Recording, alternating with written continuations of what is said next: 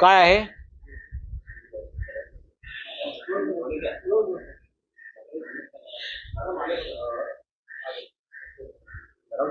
One nation one election मजबूत तयारी दिसते आहे. मंत्रिमंडळ बैठकीतही प्रस्ताव मंजूर झालेला आहे आणि शक्यता आहे की 2029 पासून या संकल्पनेला सुरुवात होईल.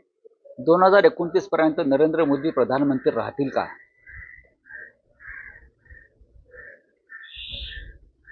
हा माझा प्रश्न आहे. या देशामध्ये लोकशाही, स्वातंत्र्य पूर्णपणे मोडून उद्ध्वस्त करण्याच्या ज्या योजना आहेत नरेंद्र मोदीच्या, त्याच्यामध्ये वन इलेक्शन वन नेशन ही त्यांची संकल्पना आहे. या देशामध्ये संघ राज्य पद्धती आहे,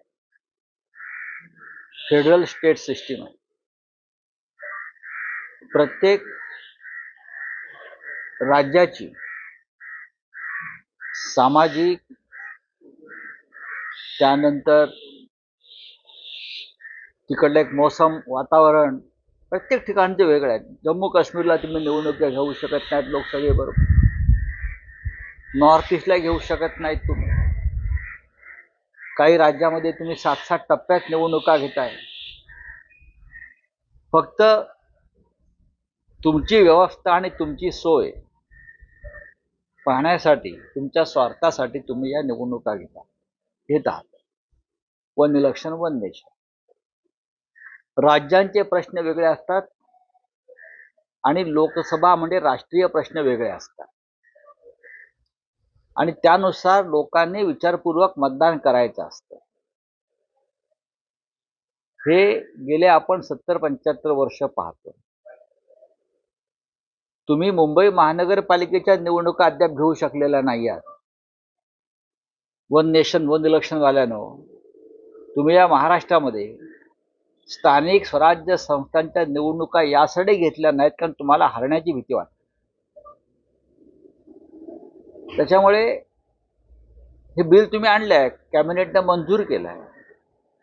पण 2029ला मी फार जबाबदारीनं बोलतोय, लोक याच्यावर टीका करतील.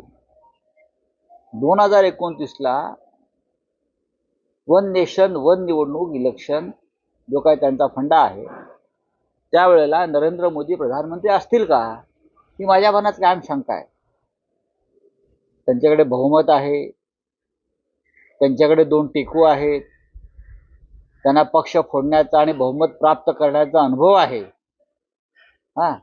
तरी माझा हा प्रश्न आहे, ज्यांनी देशाच्या संविधानावर आणि देशाच्या संघ राज्य व्यवस्थेवर अशा प्रकारे हल्ला केलेला आहे, इतिहासानं त्यांना माफ केलं नाही आणि पुढे जाऊन जी नवी योजना किंवा रचना ते आणायचा प्रयत्न करत होते, ती पुढे नेण्यात ते राजकारणात राहिले नाही. निवडणुका लागतात कोणत्या? लोकसभेच्या? असं बोला मग.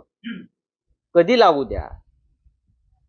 शिवसेनेनं मुंबईसह 14 महानगरपालिकांच्या निवडणुकांची तयारी सुरू केलेली आहे आणि आम्ही अत्यंत ताकदीने निवडणुका लढवू. 3 वर्ष या निवडणुका रखडवून ठेवल्या. 3-3.5 वर्ष मुंबईसारख्या शहराला लोकनियुक्त सरकार म्हणजे महापालिका दिली नाही, महापौर दिला नाही. का? तर त्यांना हरण्याची भीती होती.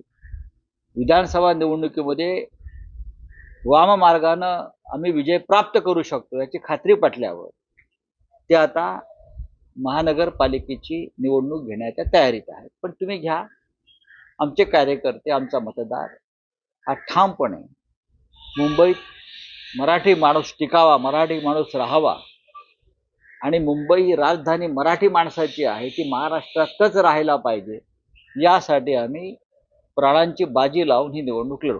तुम्ही काल शरद पवारांची भेट घेतली आणि सांगितलं की राष्ट्रवादी काँग्रेस शरद पवार पक्षातून विचारांची गट निर्माण झाली. एकाचं म्हणणं आहे की अजित पवारांसोबत आपण सत्तेत जावं, तर दुसऱ्या गटाचं म्हणणं आहे की भाजप सोबत आपण सत्तेत जावं. अजित पवारांबरोबर जाणं आणि भाजप बरोबर जाणं एकच आहे, बरोबर ना? मी शरद पवार साहेबांना ओळखतो, जवळजवळ त्यांच्या बरोबर मी रोजच असतो. संसदेमध्ये, राज्यसभेत त्यांच्या आणि माझं जागा बसण्याची ही बाजूलाच, आम्ही एकत्रच बसतो. की बहुतेक कुणीतरी फार ठरवून आम्हाला जागा वाटप केलेलं आहे. मला असं वाटत नाही की माननीय शरद पवार साहेब त्यांनी जो विचार पुरोगामी महाराष्ट्राचा, त्यानंतर धर्मांध शक्तीपासून दूर राहण्याचा विचार जो यशवंतराव चव्हाणांपासून आम्ही या महाराष्ट्रामध्ये रुजवण्याचा प्रयत्न केला, अशा विचारांपासून माननीय शरद पवार साहेब दूर जातील आणि हे जे भाजपच्या गोटात सामील झालेले हौशे नवशे गवशे आहेत, घाबरून पळून गेलेले, त्यांच्या नादाला लागून काही वेगळा विचार करतील याच्याविषयी माझ्या मनामध्ये म्हणजे अजिबात करणार नाहीत. आणि दुसरा असा आहे की याबाबत मध्यस्थी कोण करताय, कोण करताय? नाही, या संदर्भात मोठा उद्योगपती कशाला, गौतम अडाणींचं नाव घ्या ना, तुम्ही कशाला लाजताय?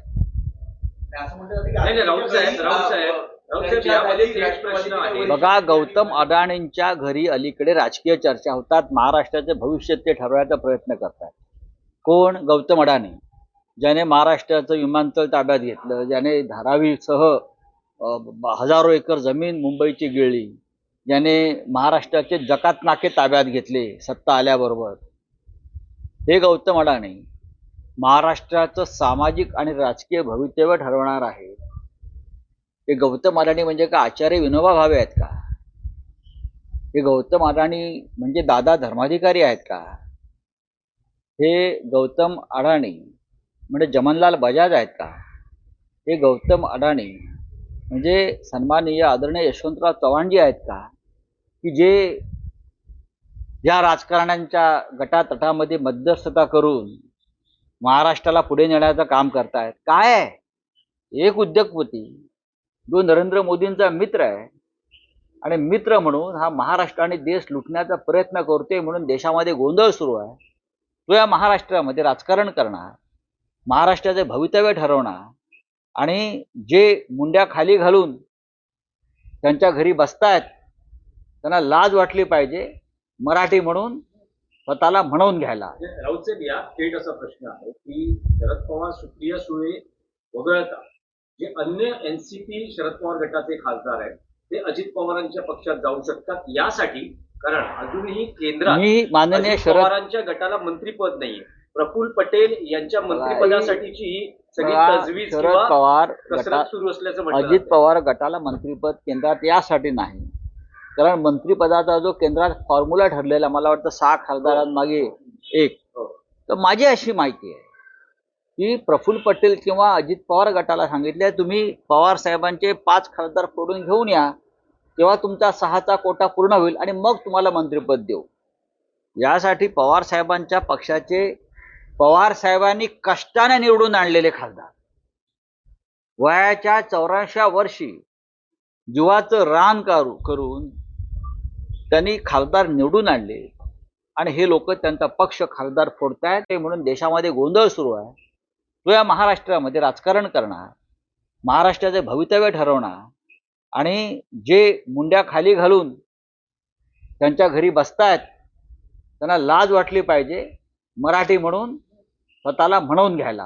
राऊत साहेब, या थेट असा प्रश्न आहे की शरद पवार, सुप्रिया सुळे वगळता जे अन्य एनसीपी शरद पवार गटाचे खासदार आहेत ते अजित पवारांच्या पक्षात जाऊ शकतात यासाठी, कारण अजूनही केंद्रात माननीय शरद पवारांच्या गटाला मंत्रीपद नाहीये. प्रफुल्ल पटेल यांच्या मंत्रिपदासाठीची ही सगळी तजवीज शरद पवार कसरत सुरू असल्याचं म्हटलं अजित पवार गटाला मंत्रिपद केंद्रात यासाठी नाही, कारण मंत्रिपदाचा जो केंद्रात फॉर्म्युला ठरलेला, मला वाटतं 6 खासदारांमागे 1, तर माझी अशी माहिती आहे की प्रफुल्ल पटेल किंवा अजित पवार गटाला सांगितले, तुम्ही पवार साहेबांचे 5 खासदार फोडून घेऊन या, तेव्हा तुमचा 6चा कोटा पूर्ण होईल आणि मग तुम्हाला मंत्रिपद देऊ. यासाठी पवार साहेबांच्या पक्षाचे, पवार साहेबांनी कष्टाने निवडून आणलेले खासदार, वयाच्या 84व्या वर्षी जीवाचं रान करून त्यांनी खासदार निवडून आणले आणि हे लोक त्यांचा पक्ष खासदार फोडतायत.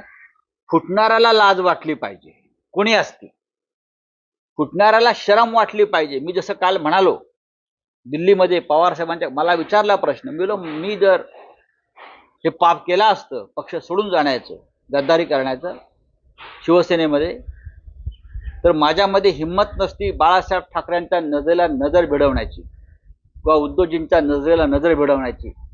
मी हा निर्लज्जपणा करून आलो नसतो भेटायला कोणालाही, कारण मी पाप केलंय, माझं मन मला खात आहे. नाही, पण राऊत साहेब, शरद पवार गटाचे काही खासदार हे नॉट रिचेबल असल्याचंही म्हटलं जातं. मला वाटत नाही. काल सगळे खासदार मी पवार साहेबांच्या बंगल्यावर पाहिले, मी स्वतः पाहिले. काही लोकांनी अजूनही लाज शिल्लक ठेवल्याचं मला त्यांच्या बोलण्यातून दिसत आहे. शरद पवारांसारखा एक महान नेता या महाराष्ट्रामध्ये आहे. बाळासाहेब ठाकरेंनंतर आम्ही त्यांच्याकडे पाहतो. जे कोणी असा विचार करत असतील तर ते पवार साहेबांशी बेईमानी करत नसून ते महाराष्ट्राशी बेईमानी करतात असं मी समजतो. प्रयत्न चालू आहे, मध्यस्थी करण्याचे प्रयत्न सुरू असेल आणि पक्ष फोडण्याचा प्रयत्न एकाच वेळेला सुरू असेल, ही दुधारी तलवार आहे. पण हे फार काळ टिकेल असं मला वाटत नाही, राहील असं मला वाटत नाही. प्रत्येक गोष्टीला एक अंत असतो. तुम्ही प्रत्येक या जगामध्ये असे जे राज्यकर्ते हुकुमशहा निर्माण झाले त्यांचा अंत अत्यंत वाईट पद्धतीनं झाला. मग हिटलर असेल, असद असेल, सद्दाम हुसेन असेल, इदी अमीन असेल, सगळ्यांचाच अंत शेवटी लोकांच्या हातून होतो आणि यालाच मी लोकशाही मानतो. पण राऊत साहेब, जशी शरद पवारांच्या पक्षात अस्वस्थता आहे तसं म्हटलं जातं आहे की महाराष्ट्रात महाविकास आघाडीमध्येही अस्वस्थता आहे. कसली अस्वस्थता? काँग्रेस आणि शिवसेनेमध्ये यासाठी, कारण भाजपच्या नेत्यांकडून दावे आहेत की काही महाविकास आघाडीचे आमदार आमच्या संपर्कात आहेत. बघा, त्यांच्याकडे सत्ता आहे, त्यांच्याकडे प्रचंड काळा पैसा आहे. पैसा नाही, काळा पैसा, ब्लॅक मनी, लुटलेला पैसा आहे. त्यांच्याकडे police, ED, CBI, income tax अशा यंत्रणा आहेत. त्याच्यामुळे ते अशा प्रकारचे दावे करू शकतात. या यंत्रणा जर आमच्याकडे असत्या तर अख्खा भाजप आम्ही 15 मिनिटात खाली केला असता. काय, या यंत्रणा जर आमच्या हातामध्ये असत्या ना तर इतकंच कशाला, बॅलेट पेपरवर निवडणुका घेऊन दाखवा, निकालाची मतमोजणी सुरू होताच अर्धे भाजपवाले देश सोडून पळून गेलेले असतील, मोठे मोठे नेते. तर या गोष्टी आम्हाला सांगू नका. माझ्यासारखा माणूस आहे ना, कोणाच्या बापाला घाबरत नाही. आम्ही सगळं भोगून पक्षामध्ये तुरुंगवास भोगले, मारामाऱ्या केल्या, सगळं रक्त सांडलंय, रक्त पाहिलंय. आता आम्ही सभ्य झालेलो आहोत. जोपर्यंत सभ्य आहोत तोपर्यंत आम्ही सभ्यतेनं राहू. महाराष्ट्राच्या मुळावर याचा प्रयत्न कराल तर पुन्हा 105 हुतात्मे देण्याची तयारी फक्त उद्धव ठाकरे यांच्या नेतृत्वाखालच्या शिवसेनेमध्ये आहे. आणि त्या 105 हुतात्म्यातला पहिला हुतात्मा संजय राऊत असेल महाराष्ट्रासाठी. राऊत साहेब, महापालिकेच्या निवडणुका महाविकास आघाडी या एकत्रितपणे किंवा तुमचा, हो, पण तुमचा हट्ट काय आहे त्यासाठी? आतापर्यंत स्थानिक स्वराज्य संस्था या कधीही युती किंवा आघाडीमध्ये लढल्या गेल्या नाही, कधीच नाही. भारतीय जनता पक्ष शिवसेनाची युती असतानाही नाही, काँग्रेस राष्ट्रवादी काँग्रेसची आघाडी असतानाही नाही. या वेगळ्या प्रकारच्या निवडणुका असतात, तुम्ही समजून घेतलं पाहिजे.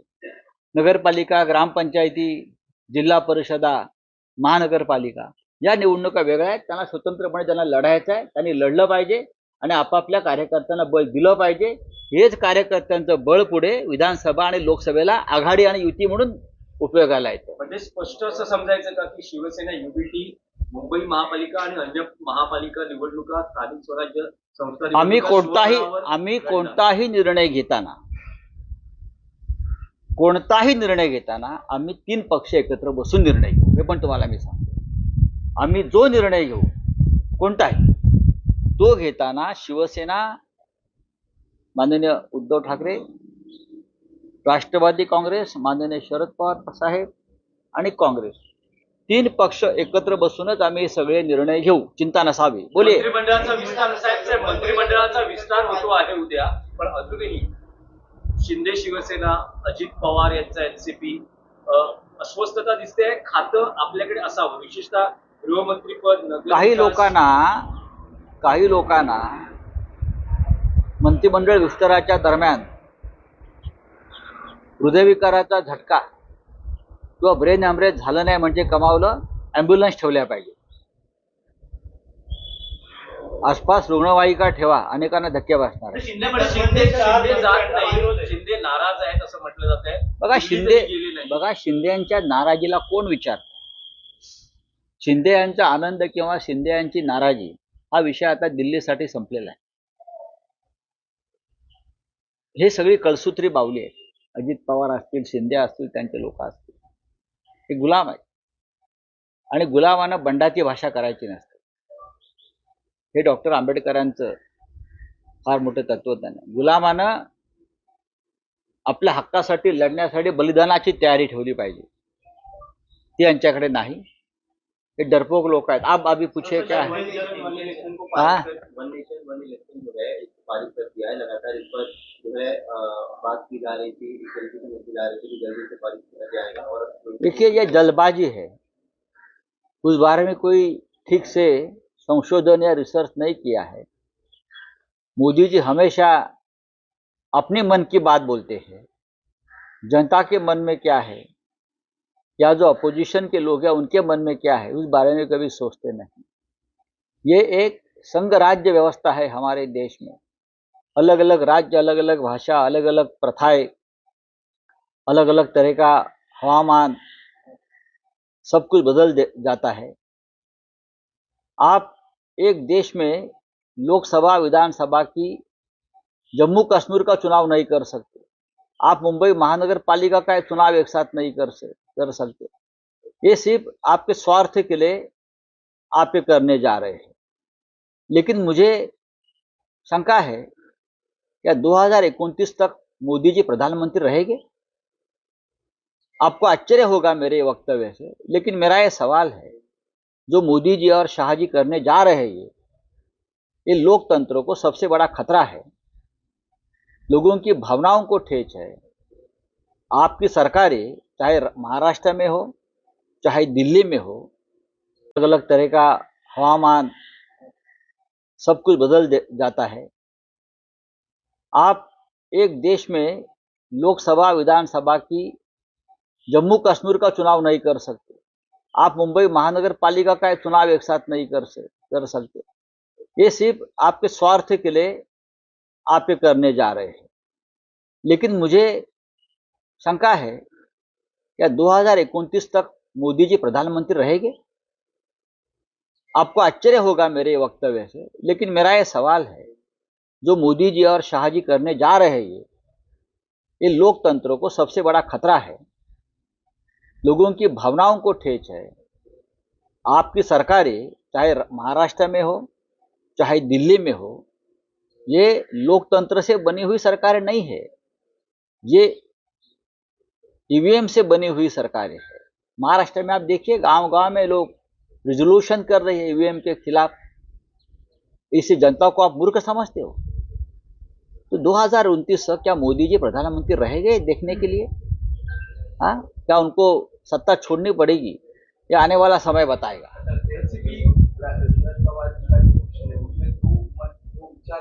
एक कह रहे हैं कि अजित पवार के साथ जाना चाहिए, दूसरा ग्रुप कह रहा है कि हमें भाजपा के साथ जाना चाहिए. उसका मतलब ये कि है ना, भाजपा के साथ जाना चाहिए, मीन्स भाजपा की गुलामी करनी चाहिए. अजित पवार बीजेपी के साथ है. आपने शरद पवार के साथ मुलाकात की? मैं पवार साहब के साथ रहा. मैं हमेशा पवार साहब के साथ दिल्ली में रहता हूँ. हम एक साथ ही बैठते हैं, एक साथ काम करते हैं. मैं जानता हूँ पवार साहब को. उनकी जो विचारधारा है वो भारतीय जनता पार्टी या आरएसएस से मेल नहीं खाती. पवार साहब अकेले रहेंगे, वापस खड़े रहेंगे, उनकी पार्टी खड़ी करेंगे, लेकिन बीजेपी के साथ कभी नहीं जाएंगे. ये मेरा विश्वास है. तो उद्योगपति गौतम अडानी का नाम मैं सुन रहा हूं, जो मोदी जी के मित्र है. वो मिडलमैन है. अब गौतम अडानी देश की राजनीति में इस प्रकार का काम करेंगे. वो मुंबई के टोल नाके लेंगे, जकात नाके लेंगे, मुंबई का एयरपोर्ट चलाएंगे, धारावी का विकास करेंगे, सब कुछ वही करेंगे, राजनीति भी वही करेंगे, हाँ मध्यस्थता भी वही करेंगे। क्या गौतम अडानी जयप्रकाश नारायण है या वीपी सिंह है? जयप्रकाश नारायण कौन है? राम मनोहर लोहिया है? आचार्य विनोबा भावे है? कौन है भाई ये कि उनकी मध्यस्थता से उनके घर में ये बैठक सब हो रही है? आश्चर्य है और मुझे लज्जा भी आ रही है कि हमारे लोग उनके साथ बैठकर ये सब राजनीतिक बातें कर रहे हैं। देश के लिए बहुत शर्मनाक बात है ये। मैं तो मानता हूं, मैं इतने सालों से राजनीति में हूं, पत्रकारिता में हूं, आम नागरिक भी हूं इस देश का। मैं सोचता हूं एक देश में क्या हो रहा है। नहीं राहुल साहब, लेकिन शरद पवार हो, सुप्रिया सुले हो, भले अजित पवार मुझे या नहीं बीजेपी के लगता साथ है, ना जाए, मुझे लेकिन नहीं उनके लगता है। सांसद कम मुझे कम नहीं से कम लगता है 5 ये से कोई। 6 सांसद जा सकते हैं। देखिए, शरद पवार साहब ने बहुत कष्ट करके, मेहनत करके अपने सांसदों को चुनकर लाए। ये तो क्या हैसियत थी किसी की? पवार साहब को चेहरे पर देखकर लोगों ने वोट किया है, 8 सांसद चुनकर है। आप उनको तोड़ेंगे? आपको शर्म आनी चाहिए। आपके पास क्या कम है? आपके पास बहुमत है, फिर भी आपकी ये जो कीड़ा है ना दिमाग में, उसको तोड़ूंगा, उसको तोड़ूंगा, उसको तोड़ूंगा, ये कब तक चलेगा? नहीं राहुल साहब, मामला है प्रफुल्ल पटेल के कैबिनेट मंत्री पद का। प्रफुल्ल पटेल जी को एनसीपी के कैबिनेट, पास अभी भी कैबिनेट प्रफुल्ल मंत्री पटेल पद जी है। को अगर कैबिनेट बनना है तो जाकर मोदी जी के चरणों में बैठो। लेकिन उसको कहाँ गया है प्रफुल्ल जी को कि जो एक फॉर्मूला तय हुआ है कि 6 सांसदों के पीछे एक मंत्री पद। अजित पवार जी के पास एक ही सांसद है, तटकरे, तो और 5 सांसद आप तोड़कर लेके आइए। इसलिए प्रफुल्ल साहब की ये सब क्या बोलता है उसको, एक कवायद, तवायफ सब चल रहा है, तवायफगिरी है ये। चलिए, थैंक यू। देवेंद्र फडणवीस ने कल एक बयान दिया कि राहुल गांधी ने जब भारत जोड़ो यात्रा की थी तो उनके आसपास जो लोग थे वो अराजकता फैलाते हैं और इसकी वजह से जो है उनके आसपास संजय राउत भी थे। क्या मैं अराजक फैलाता हूं? उनके आसपास अमोल पालेकर जी थे। भारत जोड़ो यात्रा में अमोल पालेकर भी थे। बहुत से आईएएस और आर्मी के लोग उनके साथ थे। राहुल गांधी के साथ मैं पठानकोट से जम्मू तक चलाऊं 28 किलोमीटर। हम लोग अराजक फैलाने वाले लोग हैं। मैंने देखा है बड़े बड़े सामाजिक कार्यकर्ता, हाँ बड़े बड़े आर्मी के अफसर, डॉक्टर्स, वकील, ये राहुल जी के साथ देश में चल रहे थे। अगर उनको लगता है कि अराजक फैलाने वाले लोग हैं तो आपके साथ कौन है? प्रफुल्ल पटेल, नवाब मलिक, हाँ एकनाथ शिंदे, जिनके ऊपर ईडी धर दबोचना चाहती थी, ये क्या थे? कौन है? दिल्ली में देखिए उनके साथ कौन बैठे हैं। जरा अभ्यास करिए, रिसर्च करिए। आप ईवीएम से बने हुए मुख्यमंत्री हैं, फिर भी दिमाग चलाइए।